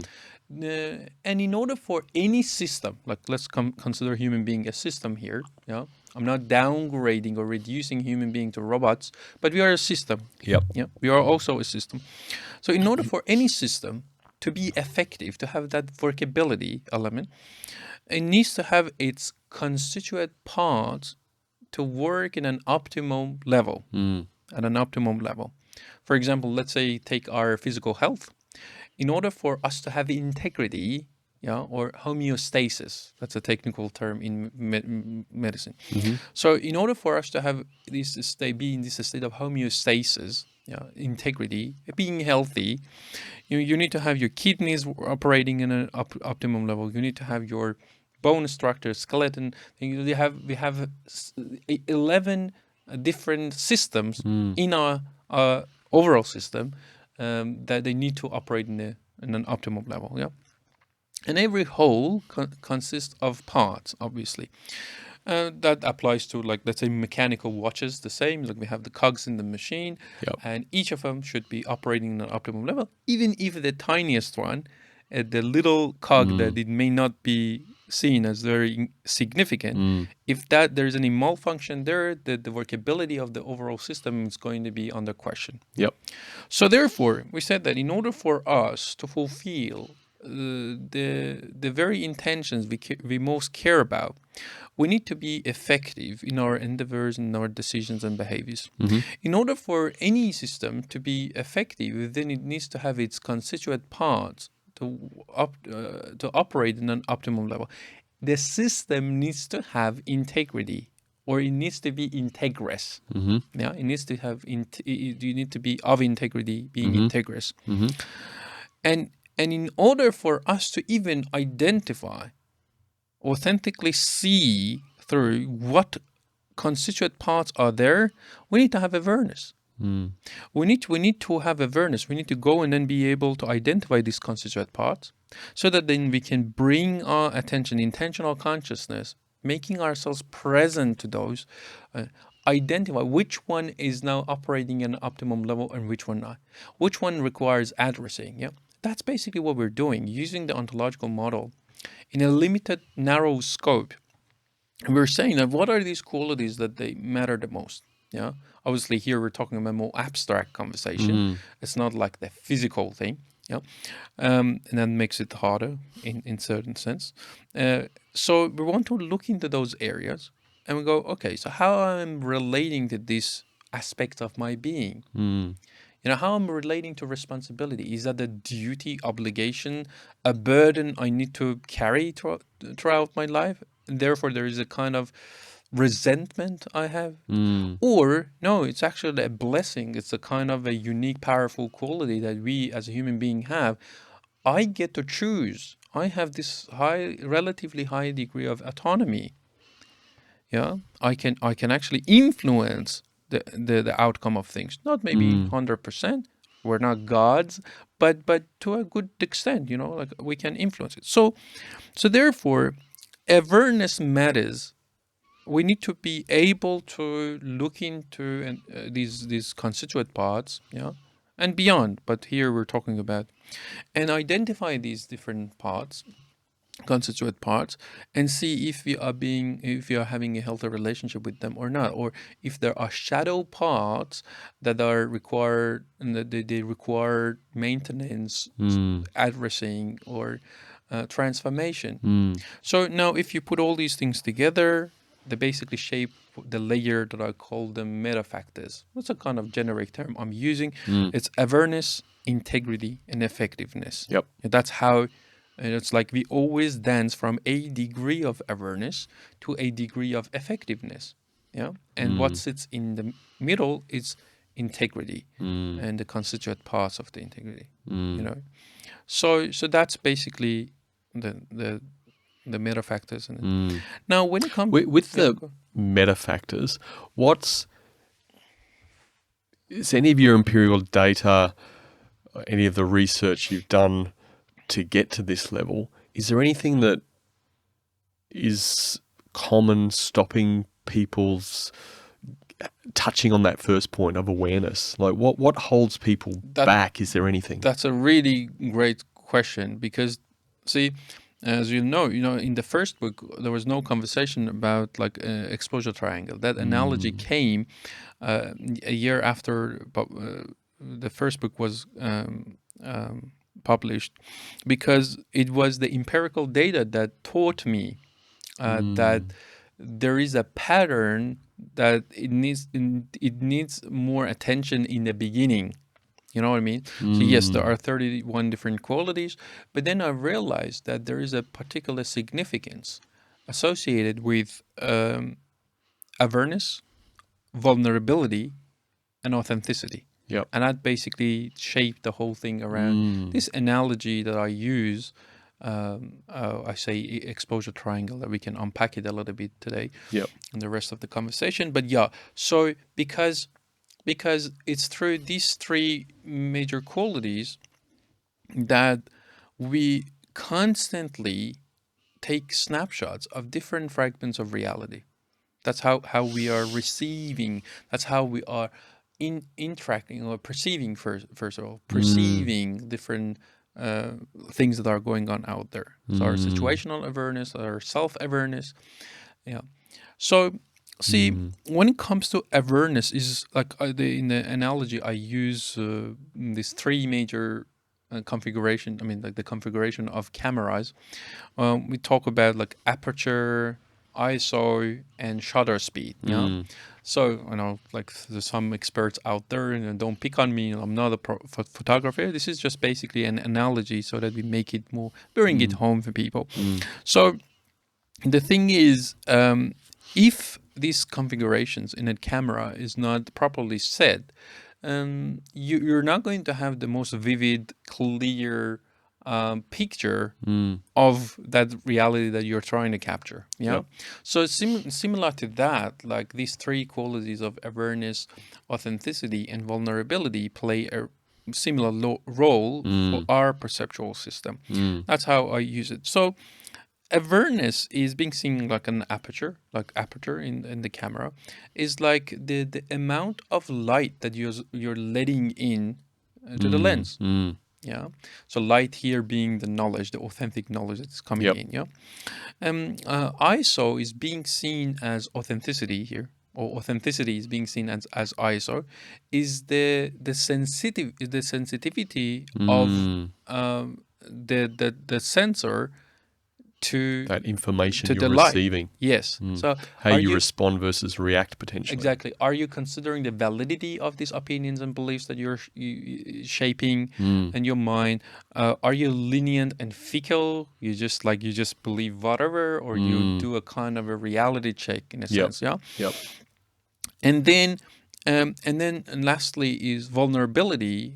That, like in that analogy, is like shutter speed. You know, to what extent you're going to have or how long you're going to have the shutter being open. Like for example, like if you're taking this photo at nighttime when it's dark and there's not much light going on, you may need to leave the shutter open for seconds or even minutes so that you can capture this clear picture when you're in low light conditions. So similar to the camera, like when it comes to us human beings, we constantly we are exposing ourselves to so much content out there, and we're constantly taking snapshots of that reality, and we're storing that, and it becomes the experiences that like we have as reference points remember when we were talking about categories from a psychological perspective,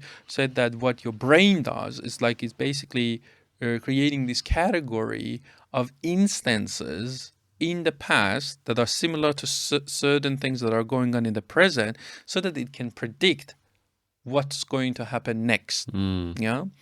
So that's basically how we use this analogy. Is there those words, awareness, authenticity, vulnerability, fantastic words in the leadership space. We get that.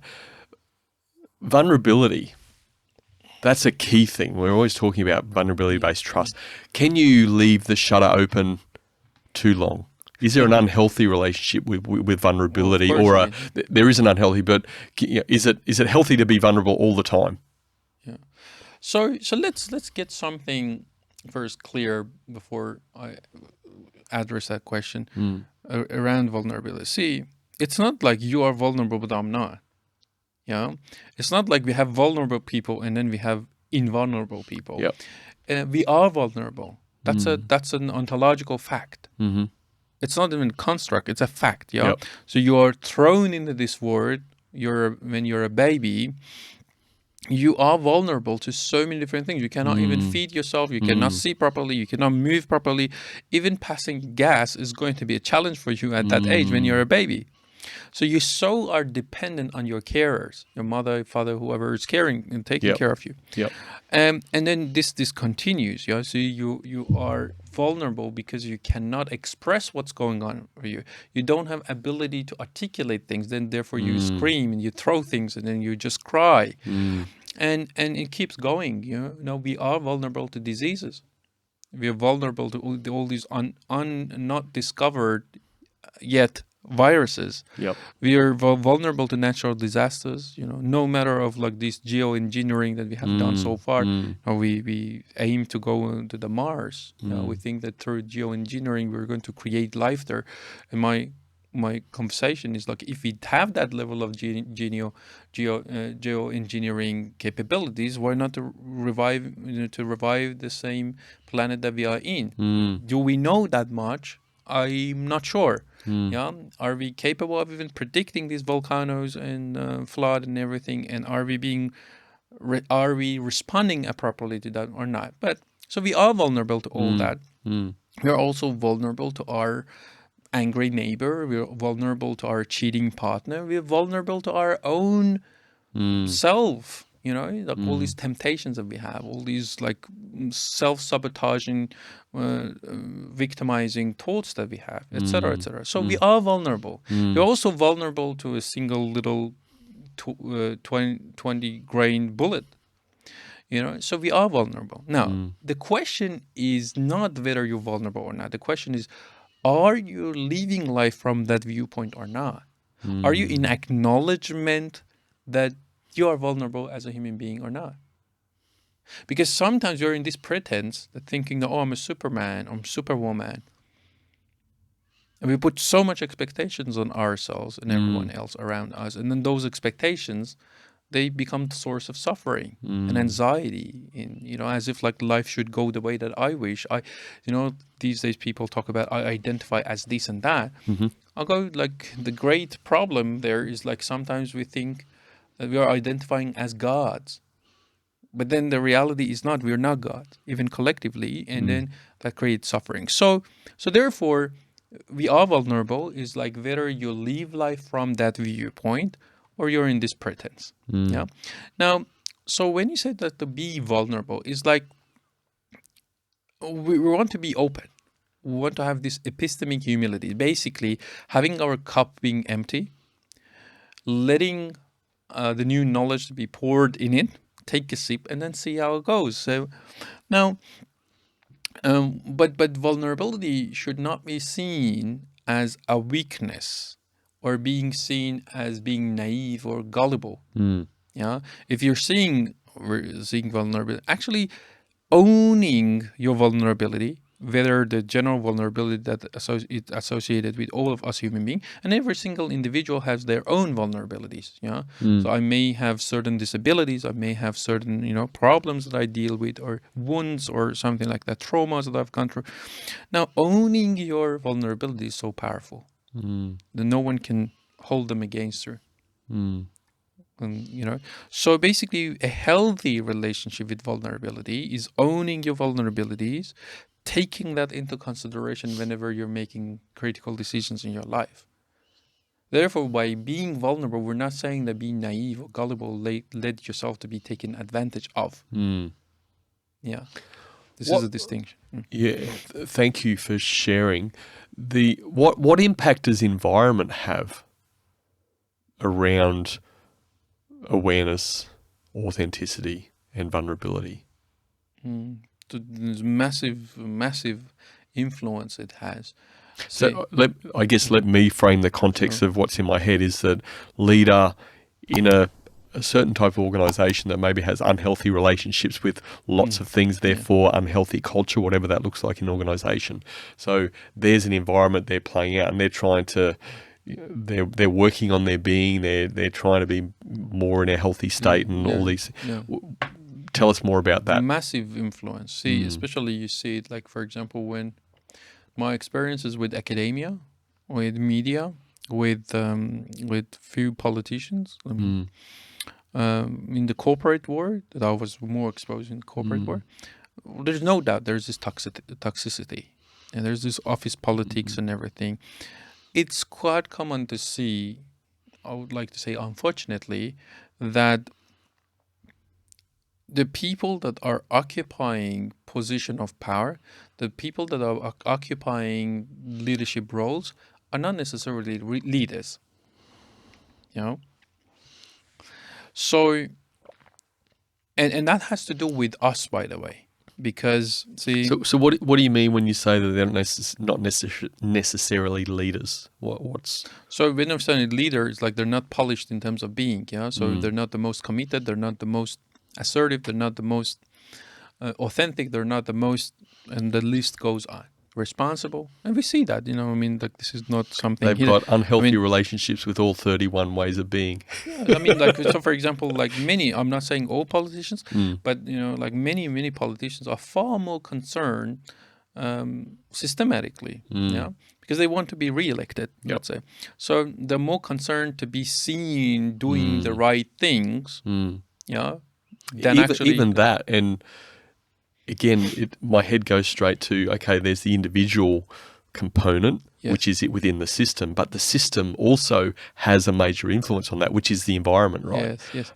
Again, there's nothing. I know the way you are, and so it's not, nothing's in absolutes, but all of these components of the bigger thing are enabling, or people are choosing to have these ways of being around these systems that they're part of.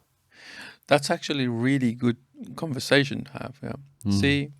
Do we have another by 2 hours train- to unpack? By Ashkan? by train, yeah, I'm a system. We might need to do a part 2 and a part 3. Maybe. So by train, I'm a system designer. Yeah, one of my degrees actually is like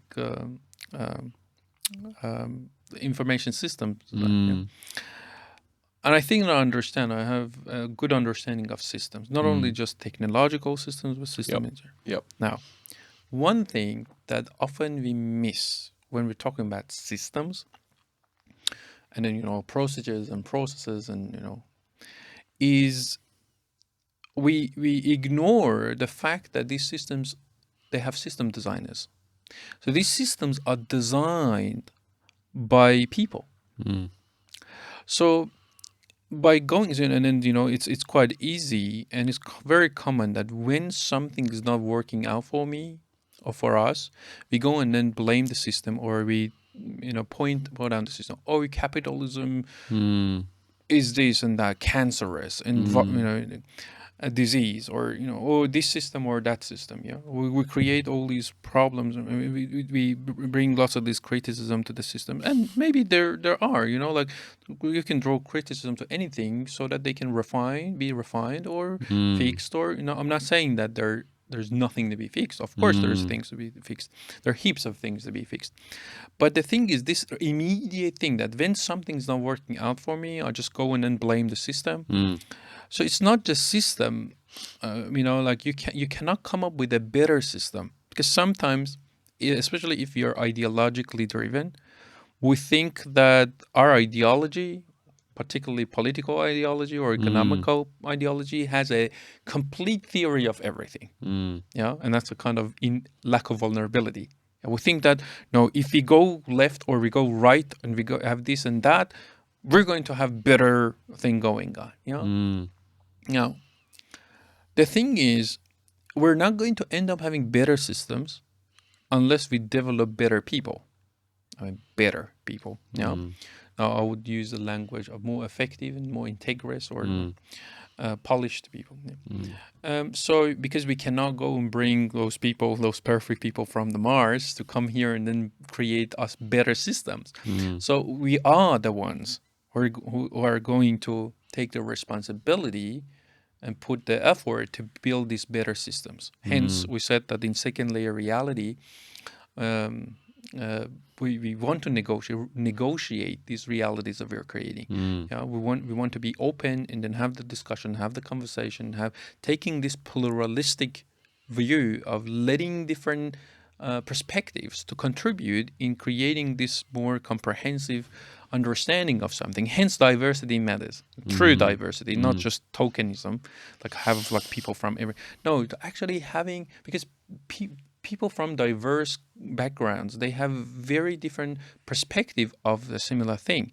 And the more perspective you have, the likelihood of you getting closer to the totality of that very matter is going to exponentially increase. So it's better not to suppress, and let everyone to contribute into the creation. Now, this doesn't mean that everyone's perspective is useful or is useful at this equally.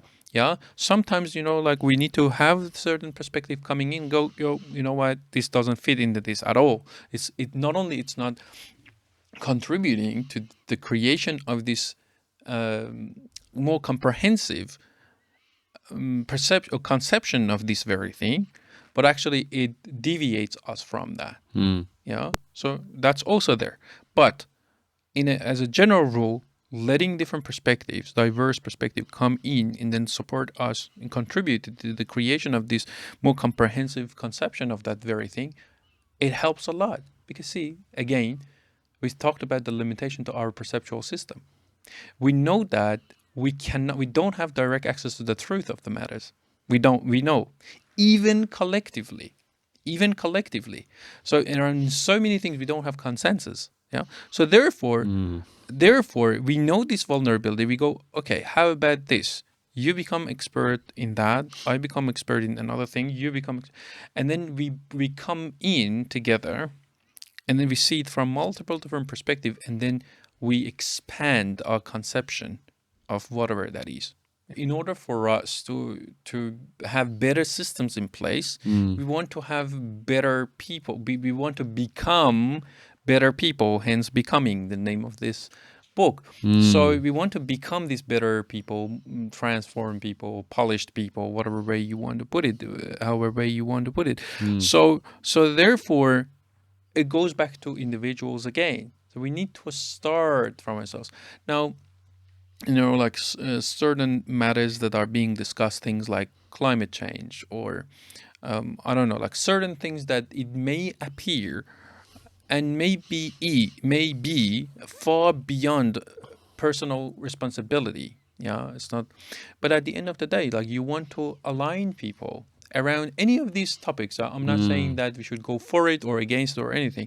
What I'm saying is, if you feel so strong about it, if you think that you have empirical data or whatever basically you have, you need to go and then create campaigns around it. You need to create awareness, and you don't necessarily see. We are living in an era that everyone has access to YouTube. Everyone has access to so many different channels that they can broadcast their ideas and everything. And then if whatever you are articulating, it resonates with a good number of people and everything, that awareness, that collective awareness, is going to be created. And then so that's the pathway. That's a pathway, and that's a thing. So it goes back to individuals again. That's what my point is. Yeah, and that's why I so focus on, instead of going and criticizing this system or that system, or this politician or that politician, or this political party or that political party, my focus is actually go to people and say, let's just start from within. I know that it's a kind of cliche. That's a kind of approach that many have taken throughout the history, but I'll go, let's just start from here. If you see the lack of integrity outside of you in the environment and everything, so let's just start from here. Yeah. And go from roots up. Now, when it comes to the organizations and everything, so let's make it more tangible, this conversation. Yeah.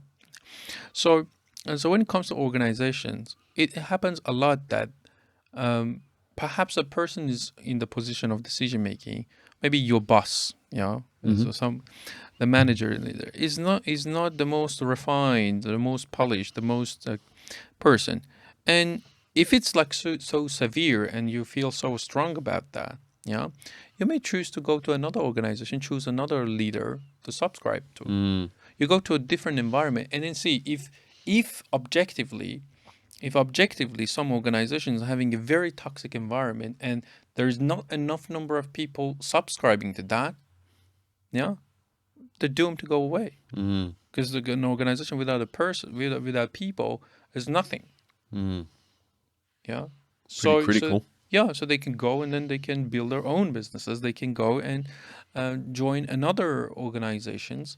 Yeah. So that's the thing. If you're not being assertive, if you're fearful, if you don't have healthy relationship with like confidence, etc., you may keep yourself in that environment. Yeah, you may suppress yourself. You may feel so bad, carry this resentment, and you may feel that you have no options. Well, in some respects, I think that that famous phrase, the tipping point. We're far from at the tipping point of good culture and the majority of organisations having whatever they determine as good culture. Yes. So maybe the other phrase that comes to mind is people don't always think that the grass is greener on the other side, do they? Yes, that's correct. So Yeah. they're feeling stuck. Yeah. Now, when it comes to organizations, and actually we work with, like many organizations at the moment that are using the being, they're tapping into the being framework and the associated tools and the coaches and everything around it. The thing is, see, when it comes to, for example, project management, many organizations, corporations, SMEs, they tap into some sort of methodology. For example, like in terms of project management, as an example, they may tap into Prince 2 methodology. They may tap into Agile Scrum methodology, etc., Yep. etc. But somehow, for some reason, when it comes to people side, then it's just like it's our culture, and then they customize something, or they don't give it what it takes. It's like being overlooked. Yeah. So one of the intentions that I had, particularly with the being discourse, it was like there is this framework required, a kind of fundamental language and series of tools, so that we create that kind of mutual language, so that we can then discuss matters. Yeah. So you want to create a level of shared mental models, so that then people can talk effectively, can communicate effectively, and pinpoint the things that are missing. Yeah, that's one of the benefits that I think this conversation is bringing to people already. Yep. Yeah. Sort of creating, again, in the improvement type world, it's you can only improve on top of a standard. So you're creating some standard. There's a framework. There's a standard. People have got standard language attached to that framework, and we're starting from here, and then we can move Yeah.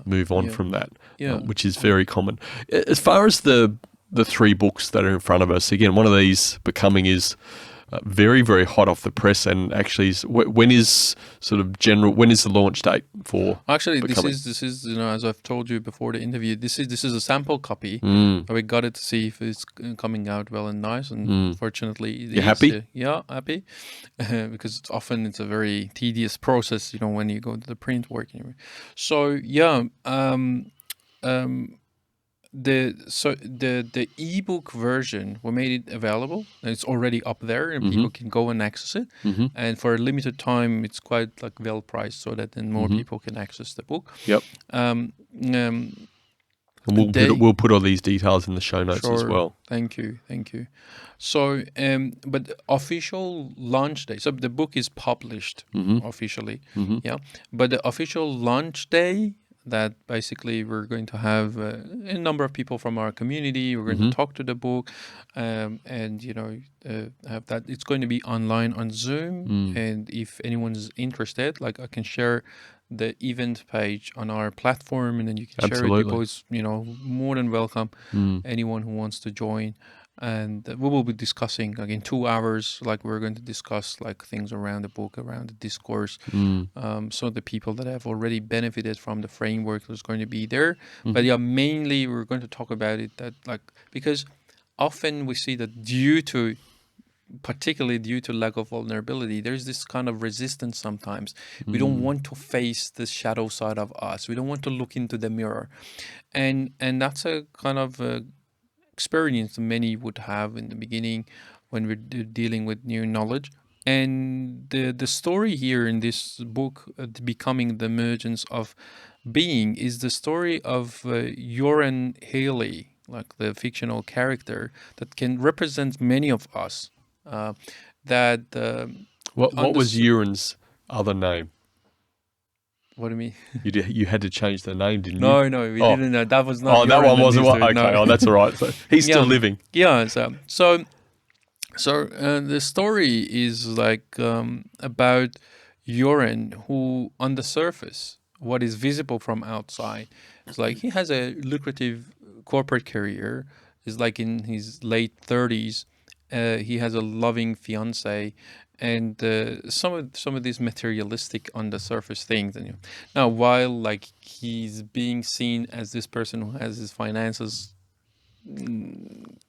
ticked, but then like there's so much debt and everything is going on. So basically what is appearing on the surface is far away from what down deep there is going on for him. Down deep he's lost, stuck, confused, and in his encounterment with the being, the scores, and working with a coach who basically guides him through some of these things, despite the massive, tremendous amount of resistance he shows in the beginning. Then gradually comes to this paradigm and put his guard down and start considering that there is other alternative ways that he can relate to some of these qualities of human being. And so his intention has always been to build the business of his own. Yeah, and and and many of these qualities of him, like his aspects of being, his being, so far has been getting getting in his way. Yeah. So in this book, like the idea is not like to show that he's building a business. He doesn't go there at that stage. Is more like removing or addressing the blockages that are getting in his way, fulfilling his very intention. Now, people of many different backgrounds, they can still relate to your end. Like it's not like only men, for example, or only so the people that they want to build businesses, whatever intention they have, like the book is going to be extremely valuable to them. Yeah, so that's basically what is happening with this book. Yeah. I don't know if this was intentional, but again, for me, it sort of feels like you've started with the end in mind. There's being, there's human being, and there's becoming. Yes. If someone was to take an interest in what we've spoken about today and think, wow, this is really interesting, is this where you'd start? It depends. See, like becoming the emergence of being is designed for a person who it's a fiction, like it's fiction, but many of the stories are rooted in reality, Of course. So if they enjoy reading fictional stories, and that it's more entertaining. It's like there is like storyline going on and everything. That's a good starting point. That's a good starting point. It's designed to be, establishing that relevance for a broader audience.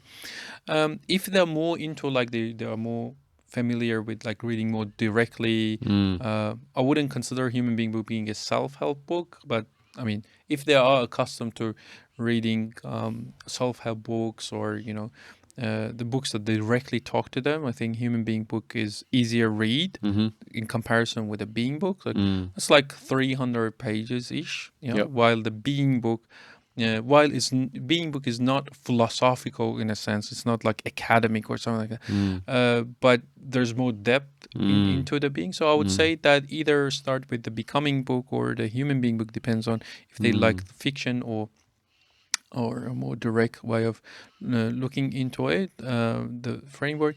And then if it interests them and then they find more value in it, and they want to find more value, you can definitely go and then study the Being book. The Being book is basically is the exposition of the whole framework.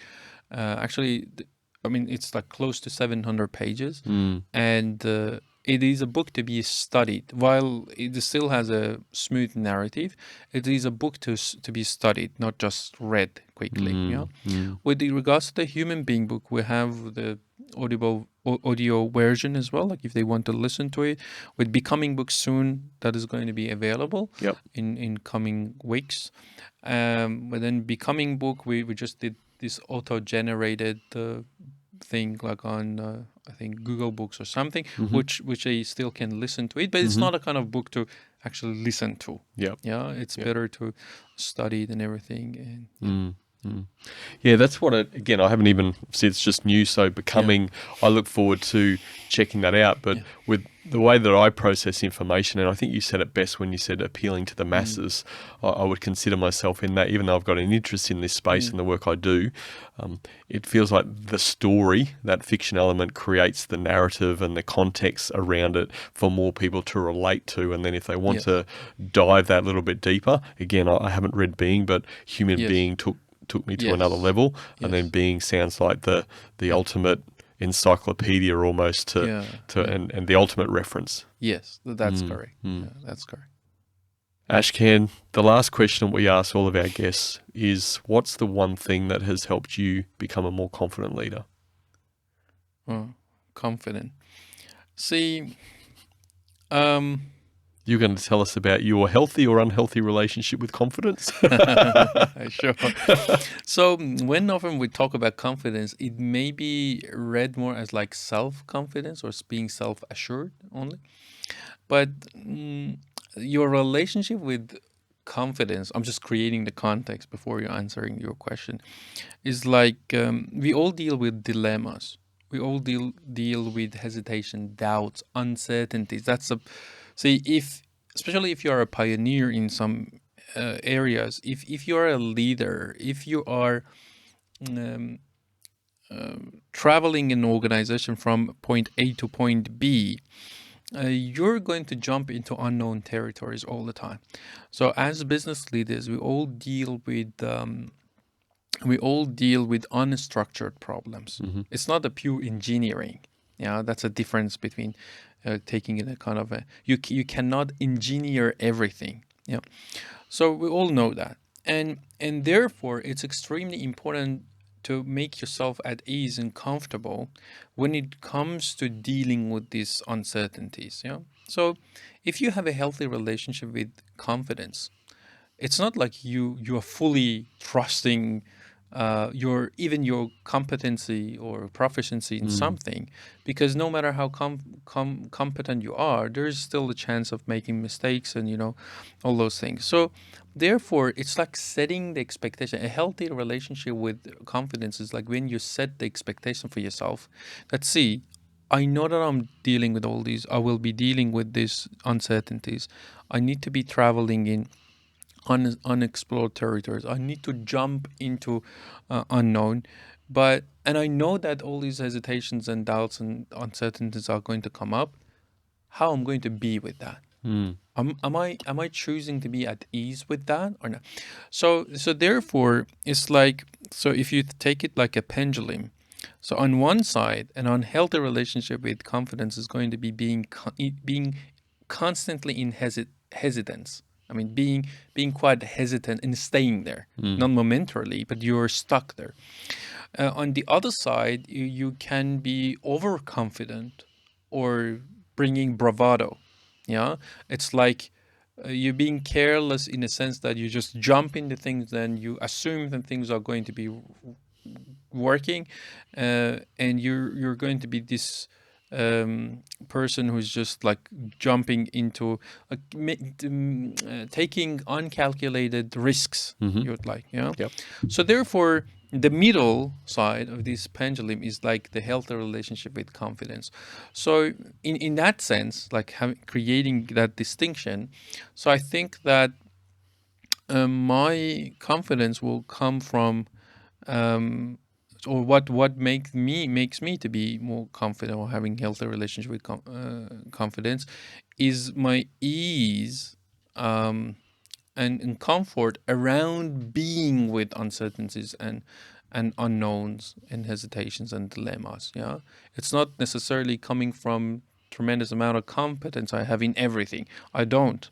Yeah, and there are many different areas I don't have confidence, but I set the expectations and I trust that this is how it is, and this is part of the process. And yeah, so that's basically what I have to say about confidence.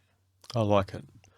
My takeaway from that is a sense of being comfortable with the inevitable uncomfortableness that is going to happen. Yes. Yeah.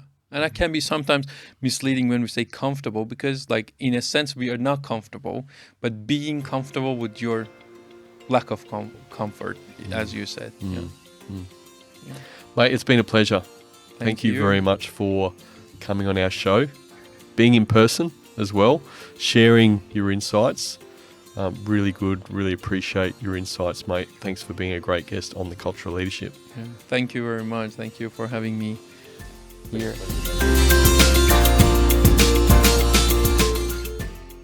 At The Culture of Leadership, we've always believed better people become better leaders. Better leaders develop better teams. Better teams create a better culture, and a better culture delivers better results. We're in perfect alignment with Ashkan and his research. These are my 3 key takeaways from my conversation with Ashkan. My first key takeaway: Confident leaders take control over their life.